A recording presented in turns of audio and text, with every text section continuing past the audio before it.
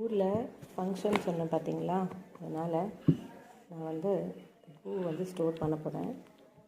Store பண்ணிவிட்டு கோயிலுக்கு போகும்போது கொடுக்கலாம். இல்லைன்னா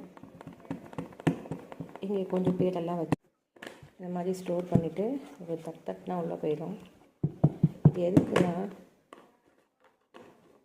இந்த கேப் இருந்துச்சுன்னா கொஞ்சோண்டு இதுவாக இருக்கும். இது 3 நாளைக்கு முன்னாடி கட்டின பூவு. இது முந்தநேற்று ஈவினிங், நேற்று மத்தியானம் கட்டினது, முந்தநேற்று ஈவினிங் குறிச்சது. இது இப்போ மலர ஆரம்பிச்சிச்சு. ஈவினிங் கோயிலுக்கு வச்சுட்டு போகும்போது இது மலர்ந்தால் நல்லாயிருக்கும். ஸோ இந்த மாதிரி ஸ்டோர் பண்ணுறதுனால என்ன ஆகும்னா, தண்ணி போய் ஃப்ரிட்ஜில் எல்லாமே இதுவாகாது. குக்கர் போட்டு ஆஃப் பண்ணிக்கிறது. நான் இப்படி தான் ஸ்டோர் பண்ணுறேன்.